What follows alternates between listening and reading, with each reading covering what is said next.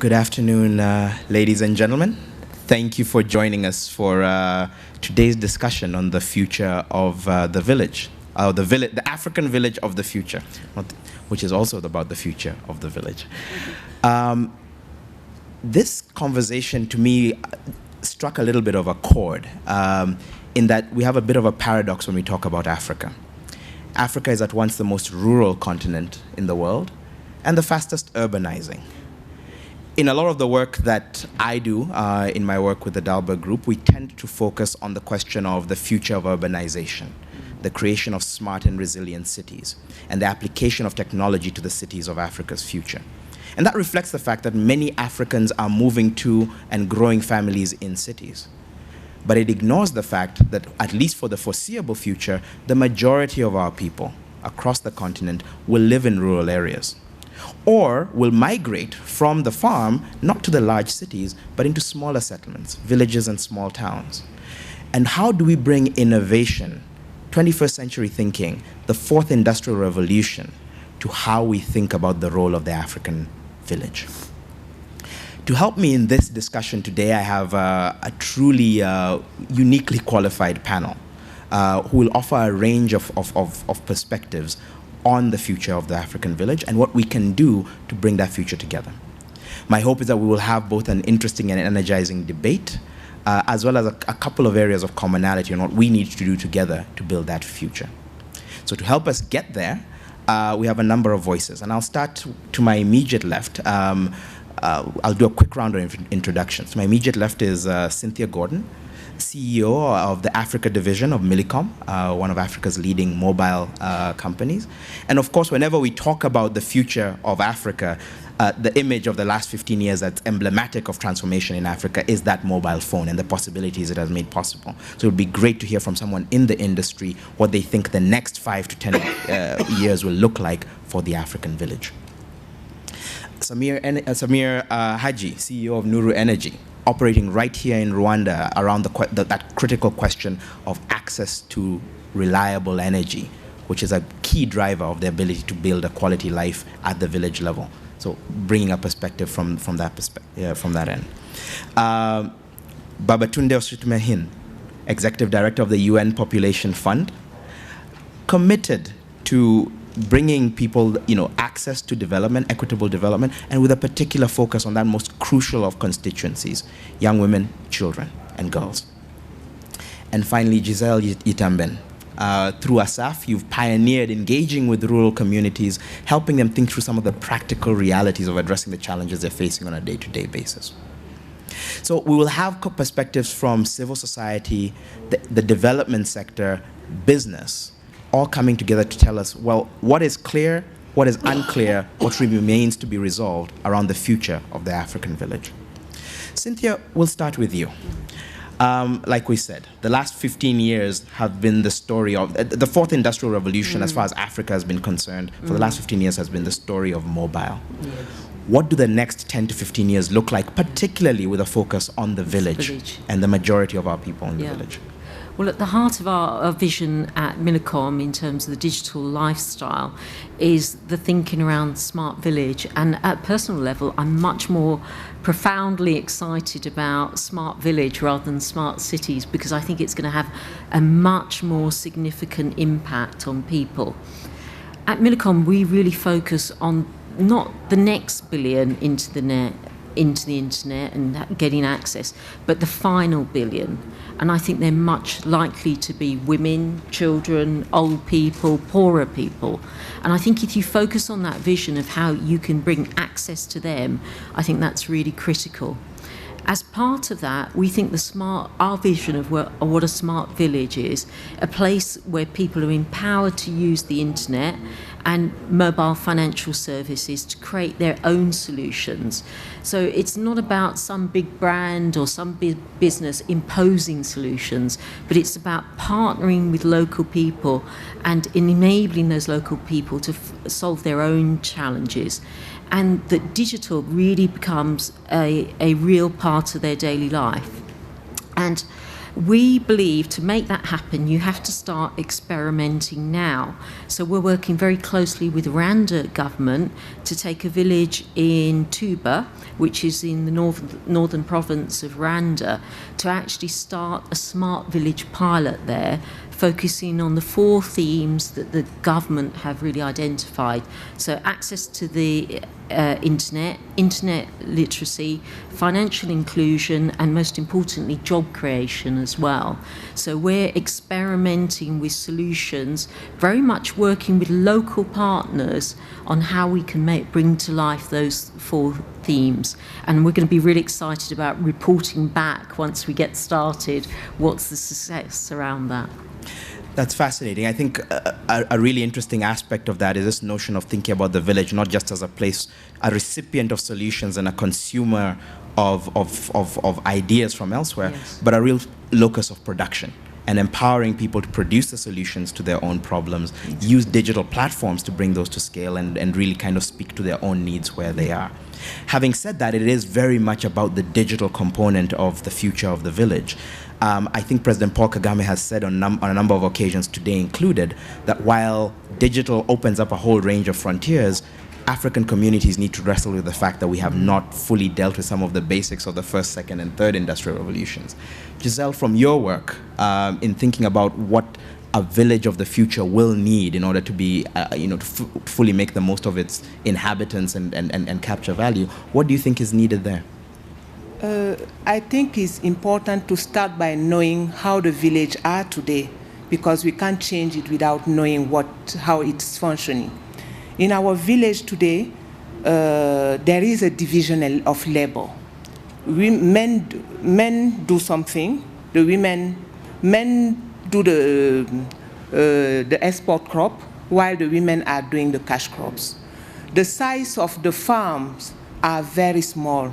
So if we want to transform technologically, if we want to use what the technology is bringing to us, there is a need of the government to review the land reform, because there is nothing you can do on those tiny small pieces of land here and there. In the village today, the cultivation, there is no irrigation. We are only based on the nature. We receive what the nature is giving, while there have been a lot of progress. So the village has to get prepared to be able to receive, to be a good recipient of what is happening. And the village have to be part of it. It has to be participatory. They have to know in which direction they are going and even understand the technology very well and adopt it. But there is a political will at the beginning, knowing how the village is and being ready to really bring to the village all the modern things that have been done. Right. So it sounds, you focus on the question of particularly recognizing that the village is driven by agriculture, right? Yeah, there's a question of title to land and some of the institutional structures that need to be brought into the 21st century in terms of involving the entire population appropriately. But there's also, it sounds like, something around moving from rain-fed agriculture, getting more sophisticated. We'll come back to the question of, whether it is just about agriculture in the village or whether we can talk about diversifying economic activity at the village level. But I'm curious, Samira, from your perspective, thinking about energy, in which there is some scope for technological innovation, but oftentimes it's a question of how do you bring affordable solutions to individuals at the grassroots in rural Africa. What are your thoughts on what the opportunity there looks like? I think what we've struggled with is getting households at the level, the Ubudehe 1 and Ubudehe 2 here in Rwanda, essentially the subsistence level and below households, getting them access to devices. In our case, we started off by looking at the kerosene issue. People were using kerosene for light and trying to then get an LED lamp or LED light into their hands. We struggled. We've been working in Rwanda for seven years now. And it dawned on us that there are business models around the world that allow people to get their hands on devices, lamps included, mobile phones included, smartphones, where you don't have to pay anything up front. I mean, it's the only way that I was able to afford this smartphone, my wife her iPhone, where there's another way to actually make money, not on the margin of the product. And we think that those models from the Western societies can be adapted and brought into the village environment. In particular, what we're now doing is we have, we're big fans of the shared access model, what typically is also known as collaborative consumption or shared economy, where the resource would sit centrally, let's say in a village, and not everyone has to actually own, in our case, the generation capability, where it sits within the hands of someone in the village or a group of people within the village that actually can afford to run, in our case, a recharge station, and then have the villagers themselves with their appliances go to that recharge station to charge their lamps, mobile phones, etc. And what this essentially allows also is a two-part tariff model, business model to arise, which is, Gillette's used it very well in the West, and HP has used it, where they're basically saying, let's give the printer for free, let's give the razor blade for free, razor for free, and then let's make money on the blades. Or on the printer cartridges. So we thought, why don't we just do the same thing, where the recharge station is the centralized point in the village where people go to access their energy. They get the devices. In Rwanda, it's 1,000 francs, which is just over $1. It costs us actually much more than that to get that device into their hands, but the way that we recover that cost or that loss is through the recharging of that device recurrently. And we're talking to a Pan-African handset provider at the moment about doing exactly the same thing with mobile phones, where in Rwanda in particular, 60% of households have phones in villages, and the other 40%, from what I understand, and maybe our colleague from Millicom can also enlighten us here, it's the upfront cost. So if we can have a model where we can get the phone into someone's hands for a below cost price and then charge them in a different way, in this case recharging the phone and recovering the cost that way, could that not be an effective way of getting devices into the hands of people? Getting devices into the hands of people in a manner and with a business model that they can afford and use, and the right devices for them. Very much around understanding the people, and Babatunde, the people are where you begin, and about bringing along the people. We've talked a bit about the technologies that will enable them, the thinking around the business models, and a little bit about some of the basics that hamper the effective village of the future in Africa. How do you look at this question of the village of the future from the perspective of the people living in those villages? Thank you very much. Let me thank my fellow panelists. Excellent contributions. The thing about it is I started by asking myself, would there be a village existing in Africa in the future? I think we better look at them as communities. 75% of the world will be urbanized by 2050. And so what we're going to have are communities where people sustain themselves and look after themselves. So that's the first. The second, I think it's also to look at the demography of Africa and what that means for all of the things we're talking about. This country, 62% of the population is under the age of 24. That's something that is common to most of Africa. So, and I know that there is a lot of investment going now into education. So the villager or the person who lives in those communities in the future would need to have some basic education to be able to function adequately. Now, and I would argue that what we have today is not going to suffice for that village, and that the quality of education has to change and transform considerably for us to be able to take advantage of what Hajee is talking about and be able to actually have a community where people can live, work, and not have to look out to any other place. They can actually access technologies, they can access the internet, they can access all of the things they need, to be able to produce and sell and make money and feed their families and look after that. So for me, I think the critical path is a different type of education that ensures that people have skills and they can actually begin to do things in a totally different way from the way we are doing it now. And I believe that actually would also impact on what Yitamben said, because I totally believe that the next big movement in Africa, apart from having all of the infrastructure in terms of roads and energy, is agriculture. We're not self-sustaining, we're not feeding ourselves. Even what you said, I'm sure that many of those farmers would like to do more than what they're doing, and they would like to sell their products. They will prefer a value chain agriculture system, and in a sense that I think it's something we're going to see, and we're going to have to help them to achieve that objective. And finally, and I think just coming through it from that perspective of value chain agriculture, is that we must also have they would have a demand, which they don't have now, for women and girls to have, greater relevance in development. Yeah.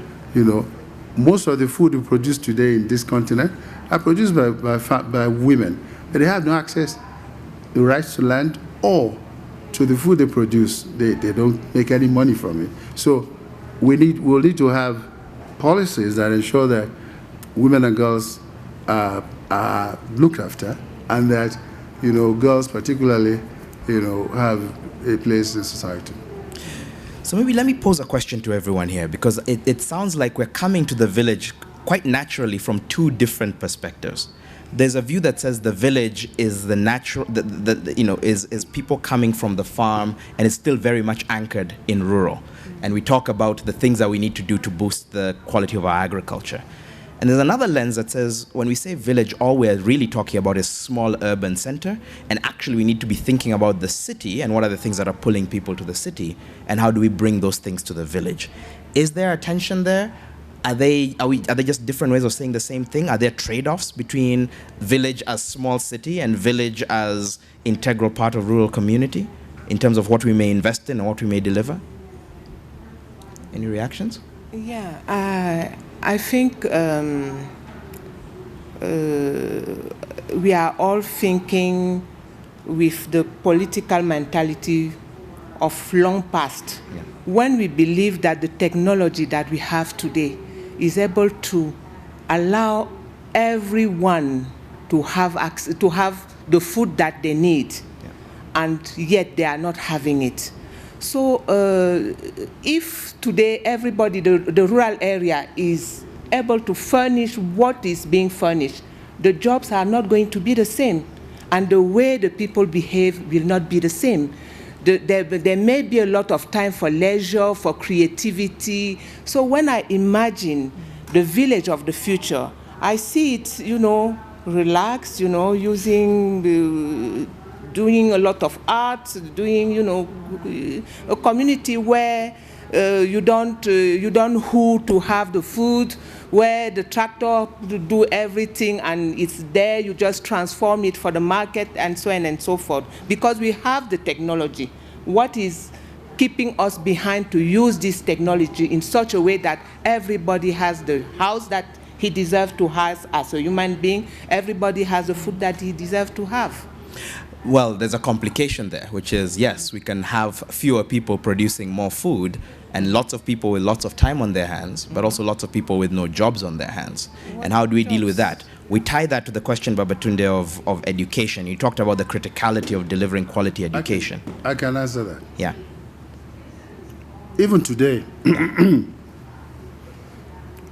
the universities in this country, yeah, at graduation, I don't know how many thousands there will be, government cannot afford to employ them. The private sector of this country cannot afford to employ them. The difference and what's going to make the change going forward is entrepreneurship, new ways of doing business, and using the internet and the ICT platforms for them to actually create jobs for themselves and to be able to sell those products in and outside of Rwanda. And that, because it's not geography limited, would actually apply to any part of Rwanda. And so, in a sense, when I go back to the education piece, I'm saying what we need to do is to allow, children and young people today to think out of the box, to do exactly what they want to do, and to be able to make money from it.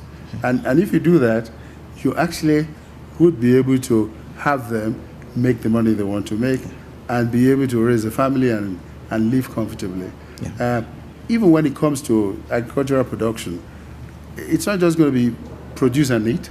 It's going to produce, process, add value, market, and do all the other things, which actually also has implications for employment and using all of the technologies you have to be able to get there. Well, in my role as provocateur and pessimist a little bit, I'll take on that role for now. I think a crucial part of doing that is having young people with the skills, the exposure and education that they need. And I think everyone, when pressed to say, how will we educate that next generation of Africans, will turn to you, Cynthia, and say, well, the power of mobile, the power of connectivity will allow us to deliver high quality education evenly across large populations in rural areas. We say that. There's very little evidence that it's working yet, that there's very few models that are working. From your perspective as a provider of the key kind of infrastructure on which that will run, what needs to happen in order for us to provide the skills and exposure to these young people in the village? What I'd like to do is really reflect on the infrastructure access challenge. And I must be very frank, I've been very disappointed at WEF how few mobile operators are represented here, because, we are the people who are investing. If I think about Millicom, it's invested nearly $2 billion US, building out network across 5 countries. And for us, there's some very clear challenges. The first one is tax. And I see good practices and I see bad practices. Where I see bad practices, there is something like a 40% tax on somebody buying a smartphone. So, that is a clear barrier. And also, I see bad practices in terms of the mobile operator being used as the only tax collection method by governments. So in some countries, we're seeing nearly 50% of our revenue being provided to the government in the form of tax. So I can genuinely say that the people who have the least ability to pay have the highest prices. And what we really need is organisations such as the IMF to be much more impactful on those more short-term governments in driving that debate about how access can drive education, drive job opportunities, drive the GDP of their country, and encouraging them not to trade off the short term. I think the other thing I would do is to really reflect on the challenge that I think all African mobile operators are facing as an industry. And the reality is, if you look at the economics, most African operators are less profitable than their counterparts in Asia, US, etc. So why should people invest in them? Part of that is because we haven't done a great job of getting people onto our network where we already provide coverage. So we're under a lot of pressure from different organisations to extend our rural coverage. But if 50% of our network where we have coverage is empty, then we're bearing all the costs. It costs us $200,000 to put up a tower. It costs us roughly $2,000 a month to operate a tower if it's off-grid. So we have all those economics, but 50% of our network is empty. And I think a lot of African operators are really struggling with that. And we need to work much harder at filling up the existing investment we've made and making best use of bringing people on board. And the final point I'd like to reflect on is the role of the OTT operator.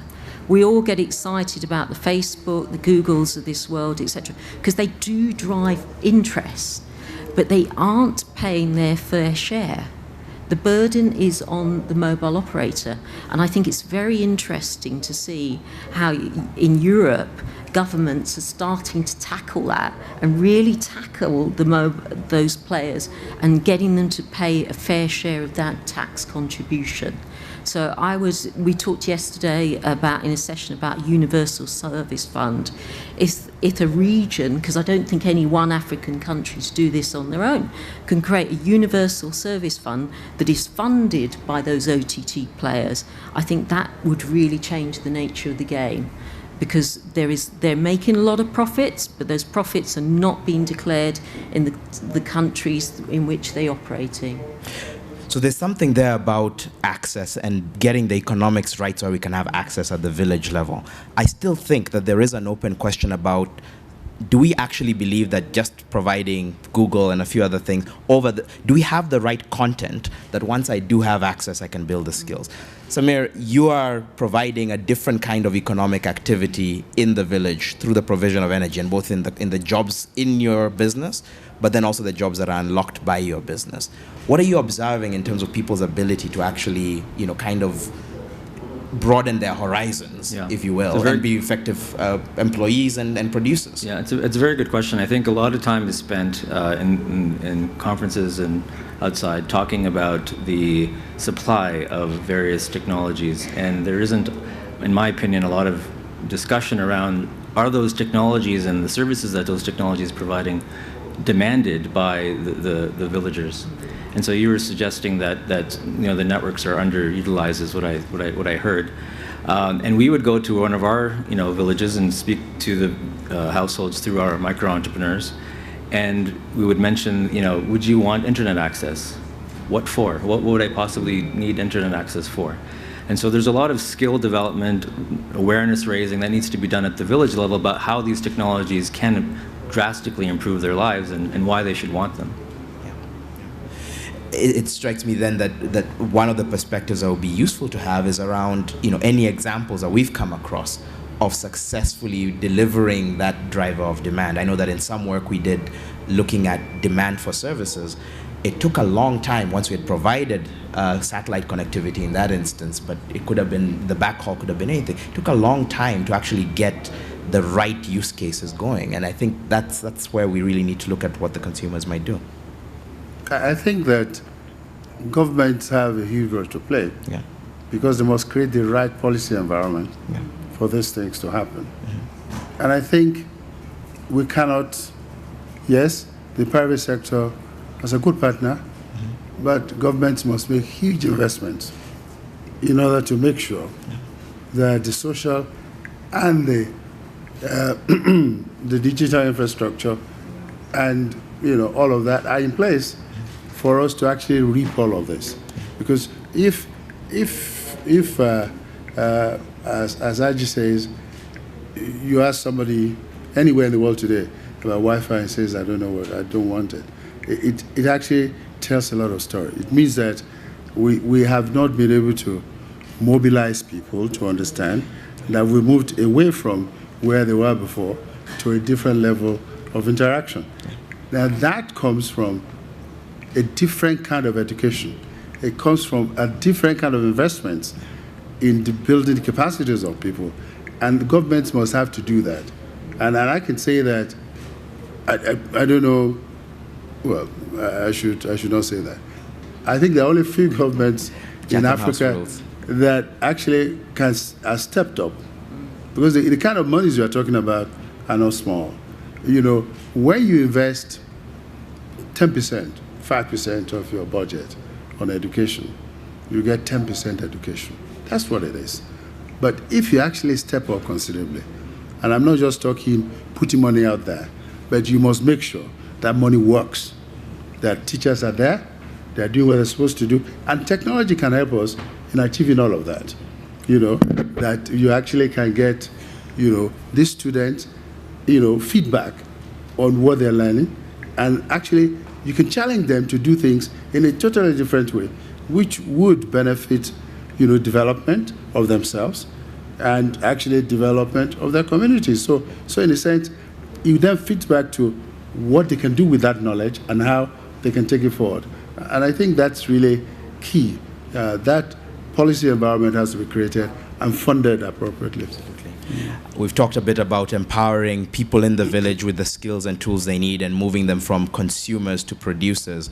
I think we want to apply that same insight here and open the floor to you and hear comments, questions from you on the question of the village of the future. What does it, where do you see it going? What do you see resonating with you? What do you think we're not quite engaging with as well? Any questions? I'll take 3 and then come to the panel. Mine is more a contribution than a question. You see, please introduce yourself. My name is Ben Kanu, African Development Bank. Okay. You see, the village of the future should be, or the community of the future, as our UNFPA representative said, should be an environment where there is a change, a clear change from what we see today. Now, which direction should it be going? We should be looking at these inhabitants of that village as not only entrepreneurs, but those who help Africa to go into value chains that are beyond Africa. Now, see, if the common denominator is agriculture, then agriculture should benefit from a paradigm shift in this village of the future. It should see agriculture being participated in not as a development entity, but as an enterprise to yield dividends, to yield profits, and to grow and become to achieve better livelihoods. Hence, there has to be a transformation of agriculture from where we know it sits today to a sector that should be a platform for shared growth and prosperity. Thank you. Thank you. At the back, then we'll come here. Thank you so much. My name is Mariam Jam. I'm the founder of I Am the Code, and a young global leader from Senegal, 2013. I just got one very quick question. I grew up in a village in Kaolack in Senegal in the 1970s. And when I go back today, my village hasn't changed that much, as apart that women have got mobile phones. So I was wondering if, when I'm 80 years old, and the young girls growing in Kaolack today, we're looking at the village of the future. What do you think the village of the future will look like if we don't have young girls coding in my village? Thank you. Yeah. Great. I think there was one more here. I'd seen a hand up. Well, let's take that as a jumping off point, then we'll come back to the audience. We're talking about the village of the future as this massive change from the village of today. But the village of today and the community, rural communities in Africa today have been the way they are for a very long time with very little change. Why does anyone around this table think that we're seeing any sort of inflection point? I'll leave it that open question. Why will the next 10 years be different from the last 18? I think actually we might be too presumptuous by saying that, because there's been gradual transformation in many of these villages, some for the worse. What I think we're looking at is an ideal village which actually is optimal for people to live. And I believe that can be managed if you have the right investments and the right policies in place. And I think that must be the desire of every government and every people, civil society and all, to accomplish. Now, the question about young girls, I think it's important. I've always said it. Nothing is going to move if we don't put girls at the center of development, because they are the ones who are going to totally change the face of this continent. You must go to school, stay in school, don't marry them off at 6, don't mutilate them, don't do all the things they do to them now. Make sure they stay in school and get all of the skills they need. I'm not even just talking of a degree, I'm talking of skills. So if a young girl of 6 can code, let her learn it and be good at it. And let us give her the opportunity. Because many times they even have the skills, they have everything, they don't have access to credit. They can't go anywhere and get money to do what they have to do. I think we need to break down those barriers, make sure that they can be who they want to be, and potentially they will change this place. Yeah. Other comments? Can I maybe add to that? I mean, clearly I'm biased and I thoroughly agree with what has been said about women. I mean, we regard women as the change agents in business, in the economy, in the family. And I think we all know, all of the studies show that women drive the future, because if they earn more money, they invest it in their children's education. So I'm really pleased answering the question from the lady from Senegal. One of the things that we're trialling as part of our Smart Village concept is coding clubs. And I really hope that we focus on a lot of women and get a lot of women as part of those clubs. So great idea, I love it. Great. We'll make it happen. Can I add Please. something? I think the inflection point, just to kind of circle back on what you're asking, I think the inflection point is the fact that there are technologies that exist today that didn't exist 10 years ago, that make it possible to have, you know, a massive open online course available if they so wanted in a village. The technologies exist to get people access to a better, cleaner energy. I mean, the technology that we're talking about didn't exist 10 years ago, and they do now. And so I think there's definitely there's a lot to look forward to, I think, in the next few years. I think one of the issues that we see is that there are a lot of providers, both of community services and technologies, that aren't working together. There's a lot of combative forces at work, even at the village level, where we're treating some of these households as the villages as customers, and therefore, you know, competing to get their dollar at the end of the day. And I think there needs to be a lot more collaboration, maybe an integrated approach where water provision, energy access, technology, ICT, all comes together to try and provide, you know, a coordinated solution. And the climate change issue is forcing people almost everywhere to change the way they are behaving. Technology is here. I think this climate change has brought people to really start thinking. I don't think it's still a statu quo. Everybody is wondering, even in the rural areas. So I think this will open a door to really start looking at things differently. So in a sense, Mariam's village may have to change just by virtue both of the opportunity, the positive opportunity, but also the negative changes we're seeing in the change of our climate and so on. Can I just add something? Yeah. Which we've not mentioned. The way governance, you know, is performed is going to change dramatically. The fact that today, if you send a tweet on the streets of London, you can actually get David Cameron shaking. The fact that we can actually have politicians more accountable, and we can get better elections, we can get less corruption, we can actually participate in the political life of our country, of our communities, is going to transform the way we do business. And I think, and because these things are going to happen without attribution. You know, so it's not as if, if I send a tweet, they're going to come after me. If I send a tweet, 1 million people just retweet, it just takes a life of its own. And so people are going to be smarter in the way they serve, and people are going to ask more questions, and there's going to be more accountability. And I think that's going to change some of these things. A joke I've heard is that Twitter and WhatsApp are the new national sports of Kenya. Forget long distance running. There were a number of hands up. I think somebody already has a microphone, and I'll ask. Was there someone who? Yeah. I'll take 3. Gentleman over here. Is there another one? Well, we'll take those 2 and see where we are at. Okay. Merci. Thank you. I'm Onate.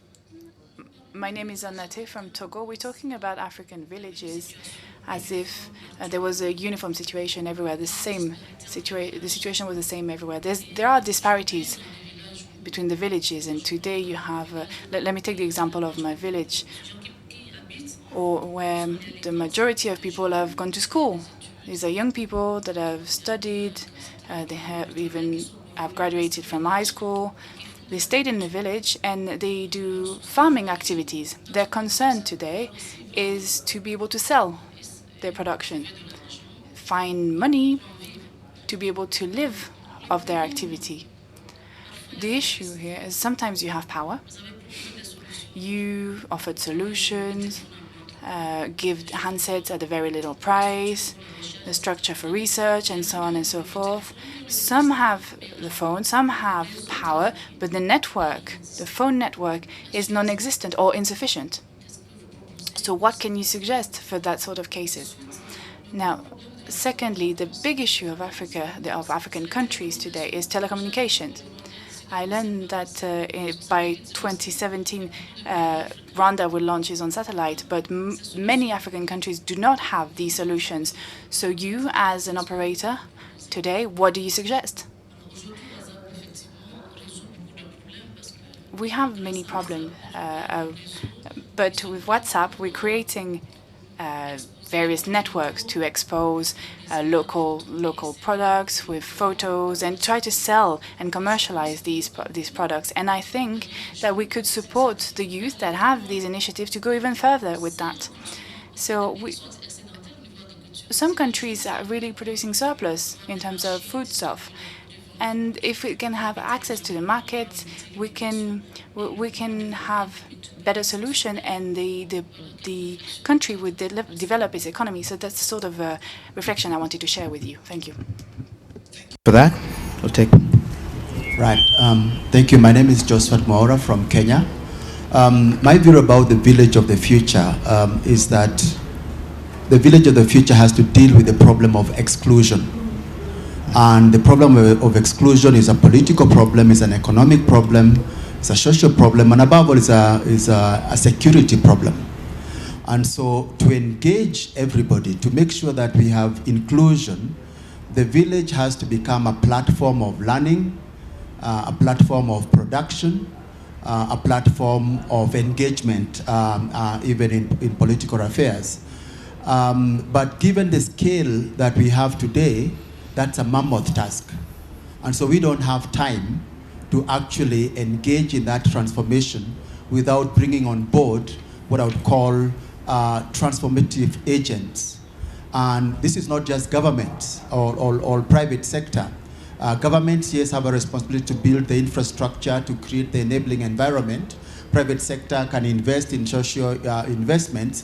But individuals, if you look at Africa, all of us, whether you grew up in the US or you grew up in Nairobi, if you call Africa home, you are connected to a village.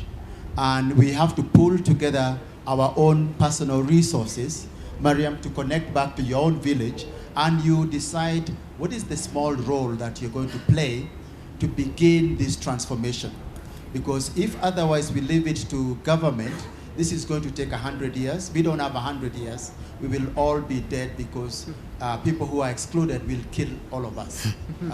So there is a very strong case for every one of us to invest back in our own villages. And the question is, are we doing so today? Right. The ticking bomb, as they say. But, sir. Thank you. My name is Tongai Maramba. I'm the CEO of Tigo Rwanda. And I just wanted to reflect a little bit on what it takes pragmatically to make things move forward. We had the question, what makes us think that the village of the future, the smart village, is actually going to happen? Why do we think things are going to change? And I think whenever we say smart village, digital village, village of the future, I feel sometimes we're tempted to imagine, sophisticated technology, touch screens everywhere, and all sorts of things.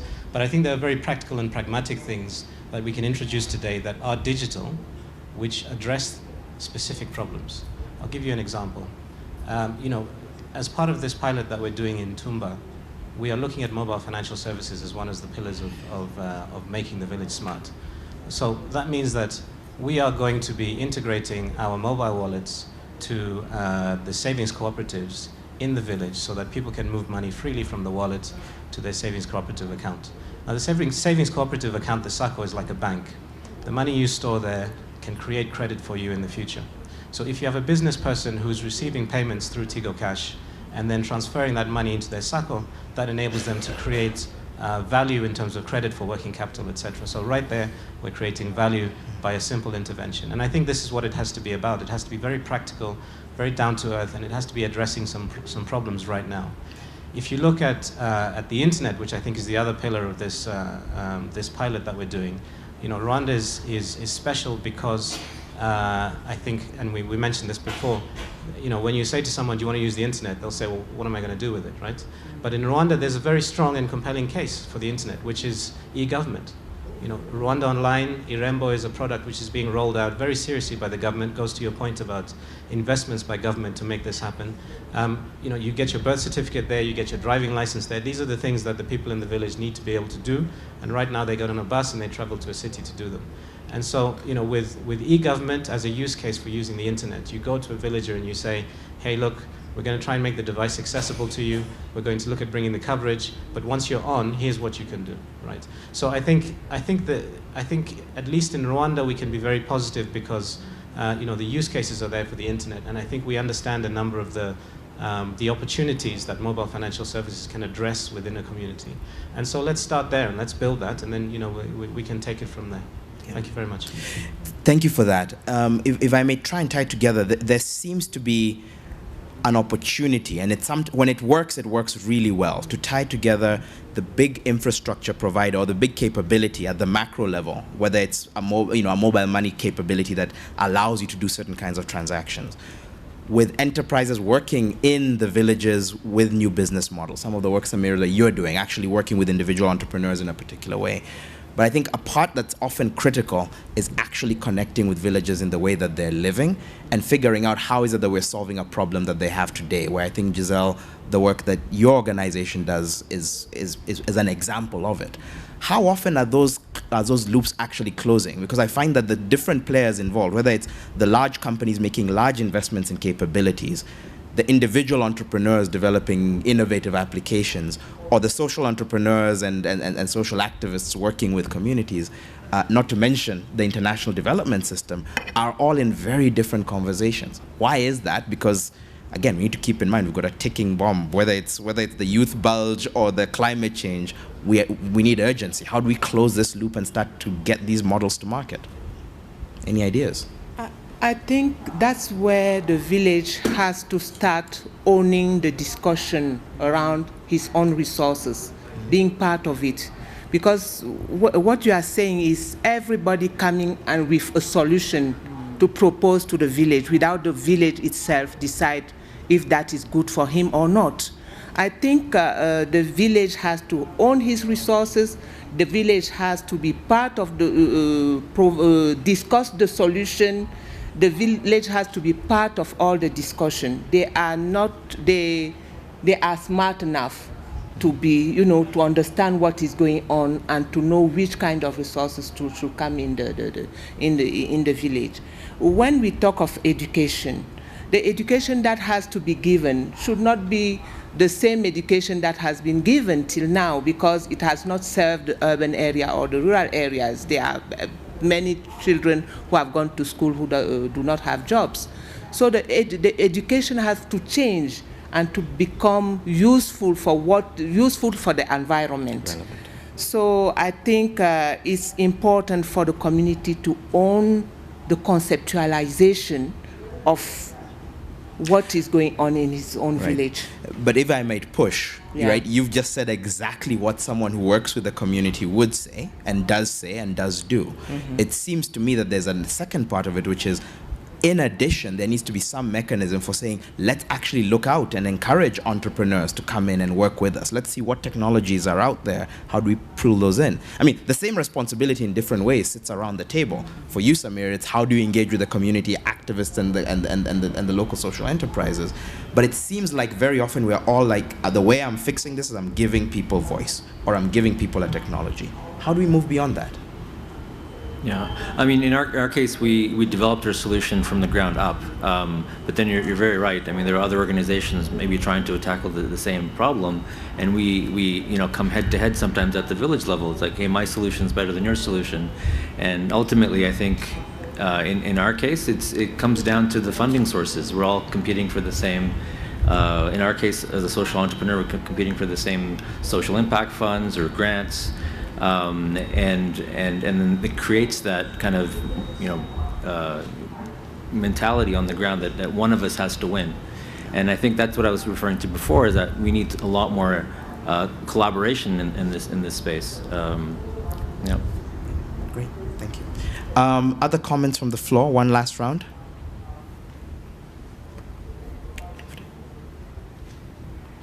I'm Simon Bransfield-Garth. I'm CEO of Azuri. We do solar power across Africa. There was an interesting story in the local paper a couple of days ago about some individuals who've been selected in villages to go and get agricultural training abroad.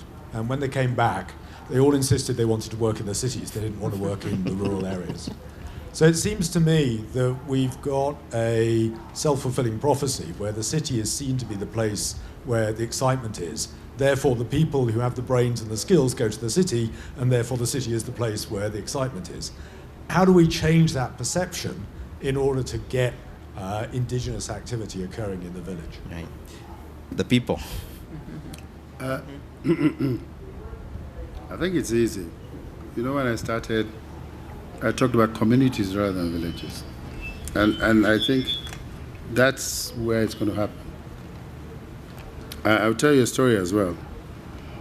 I used to be Minister of Health in Nigeria.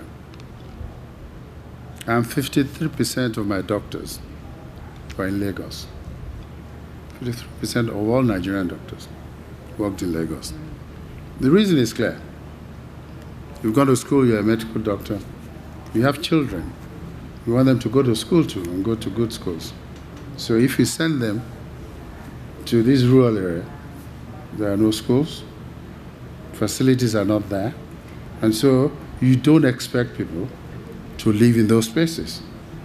But if you take this very seriously, and I take the point that was made by my brother from Nairobi, and you don't exclude. See, if you include, if development is inclusive, and you actually create systems that respond to the needs of people. If people can go to school wherever they are and have the same access to education, access to health, and they enjoy the same lifestyle, they won't have to go anywhere. That's the first. And I think that it's possible because for most of what we do, which, you know, is a good number of it is politically motivated, if we start to look at practical things to do and do it well, we would actually have people go and take decisions in a totally different way. And I think that's really where it is. And, you know, the gentleman who talked about what has been happening in Rwanda, I just think that's the solution. So wherever I am, I can access, I can do what I want to do. I don't have to come. And at the end of the day, I just want to also underscore, it also removes corruption. You know that if I have to sign a form here, somebody would ask me for money. If I do it online, I don't need anybody to do that. And for as long as we can ensure that there is equitable distribution and people understand it and they buy into it, they will stay there. Perhaps I'll invite a last round of comments from the panel as we conclude. We'll start with you, Gisele. I will finish by sharing an example that we have had on the field. Usually when we go to the rural areas, people just say we don't have money. Once we decided to, because we had a friend, we had another lady in the city doing charcuterie. How do you say charcuterie? Selling meat? No, selling meat and, okay. So, butchery. And we decided in the village to just have some rabbits and share it with the villagers.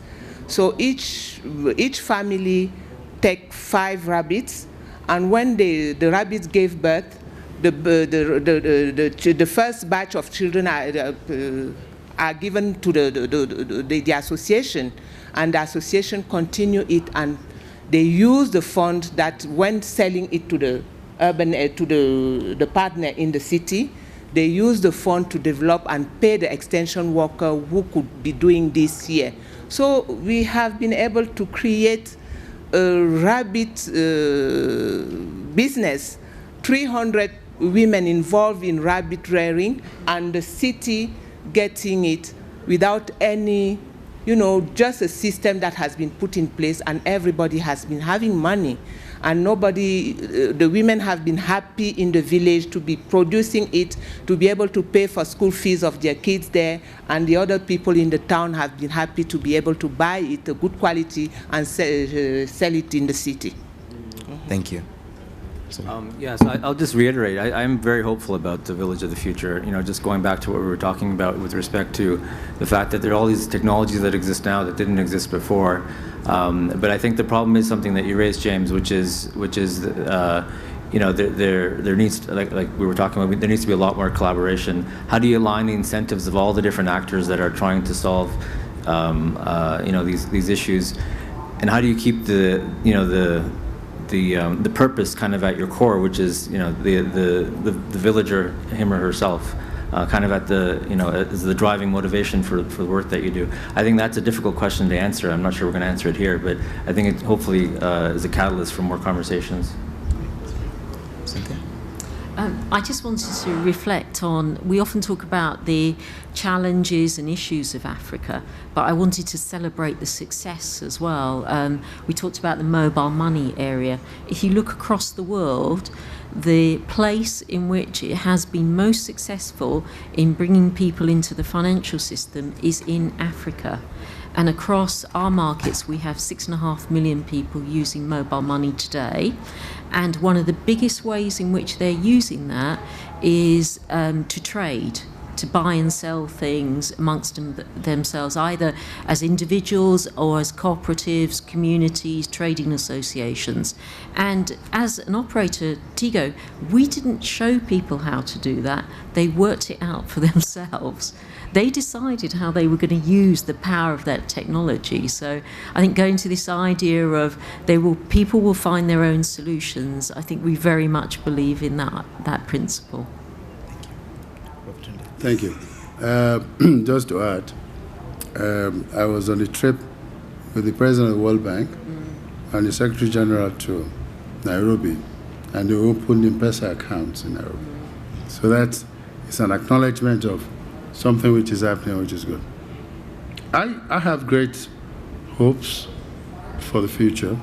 The African youth is restless and will be disruptive in a positive way.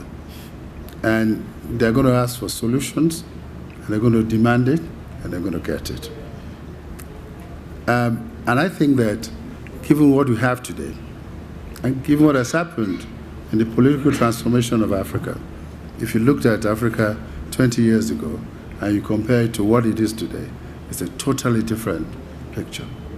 We now have just about in every country in this continent, maybe a few that are still hailing, a democratic system of government where people are actually responding to the needs of the people.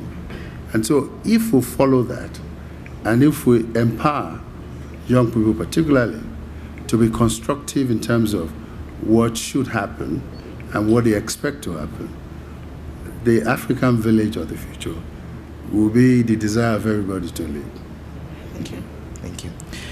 Thank you. To maybe close off, I think a few themes stand out for me. I think a crucial point that was made right at the beginning is when we talk about the African village of the future, there are many kinds of African villages of the future and different narratives, and we need to recognize that diversity as we think about those solutions. But across all of them, the question of exclusion, and more importantly, inclusion and inclusive growth. How do you bring people into the system? That speaks to innovation in business models. It speaks to the right investments in infrastructure. It speaks to really listening to the people and addressing both their very basic needs, but also their aspirations. And recognizing that human beings will want to move to where the excitement is. So if you want them to stay in the village, you need to make the village exciting.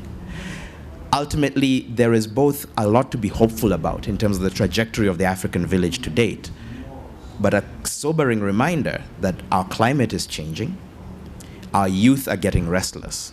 And if we do not respond and innovate and transform our rural areas and our villages, we will not necessarily have an unlimited amount of time to figure it out. Dr. Babatunde Osotimehin, Cynthia Gordon, Samir Hajee, Gisele, Yitamben, thank you very much for your contributions on the panel. Ladies and gentlemen, thank you for joining this discussion. And hopefully we can all go out there and find ways to partner and collaborate in actually addressing and engaging the village of the future. Thank you.